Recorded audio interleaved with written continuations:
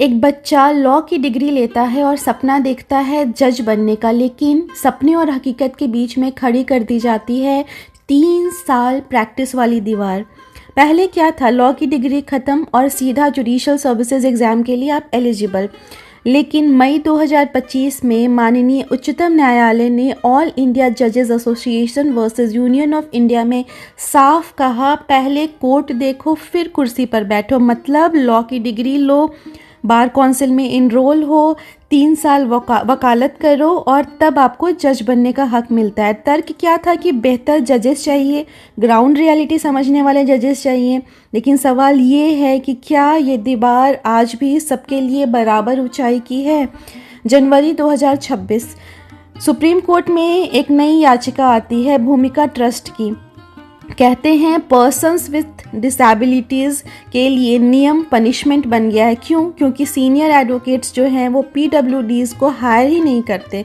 3 साल की प्रैक्टिस का मतलब 3 साल का गेट कीपिंग। न्यायमूर्ति CJI सूर्यकांत जी कहते हैं अगर सिर्फ पीडब्ल्यूडीज़ को छूट दी तो अनफेयरनेस और इन्फेरियोरिटी कॉम्प्लेक्स पैदा होगा। सभी हाई कोर्ट्स, NLUs और लॉ यूनिवर्सिटीज़ को सुझाव देने के लिए कहा गया है। यहीं से एक बड़ा सवाल जन्म लेता है, क्या कोर्ट पूरे रूल ही ख़त्म करने का सोच रही है? अब आते हैं उस वर्ग की तरफ जिसकी चर्चा पॉलिसी टेबल्स पर होती ही नहीं है, विमेन लॉयर्स। सोचिए, लॉ की डिग्री उनकी ख़त्म होती है करीबन 26-27 साल की उम्र में। 3 साल की प्रैक्टिस जोड़ दी जाए तो उनकी उम्र 29-30 साल की हो जाती है। और तब समाज पूछता है उनसे कि आप शादी कब कर रहे हैं, आप बच्चे कब कर रहे हैं। कोर्ट रूम्स मेल डोमिनेटेड हैं, ब्रीफ्स नहीं मिलते, चेंबर्स में एंट्री मुश्किल है, फैमिली रिस्पॉन्सिबिलिटीज़ वो अलग, और सबसे बड़ा तो समाज का बंधन, उसके बारे में कोई जिक्र ही नहीं करता। नतीजा क्या है? बहुत सी महिलाएं प्रैक्टिस ही छोड़ देती हैं। याद रखिए, देश की जुडिशरी में महिलाओं की हिस्सेदारी आज भी सिर्फ 38% है। अब आते हैं असली गड़बड़ पर।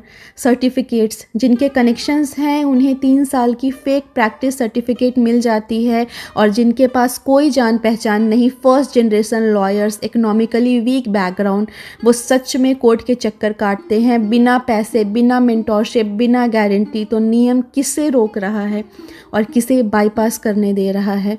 मध्य प्रदेश पहले ही पीडब्ल्यूडीज़ को छूट देता है। अब सवाल है, क्या ये मॉडल पूरे देश में लागू होगा या फिर 3 साल की शर्त ही ख़त्म कर दी जाएगी? 4 हफ्ते हैं हाई कोर्ट्स और यूनिवर्सिटीज़ के पास। फैसला सिर्फ रिक्रूटमेंट का नहीं, ये फैसला एक्सेस टू जस्टिस का है, इक्वालिटी का है, फ्यूचर जजेस का है। आप बताइए, 3 साल की प्रैक्टिस जरूरी, ट्रेनिंग या unnecessary barrier? Keep the rule और स्क्रैप इट। कमेंट कीजिए, सब्सक्राइब कीजिए, क्योंकि ये बहस अभी ख़त्म नहीं हुई है।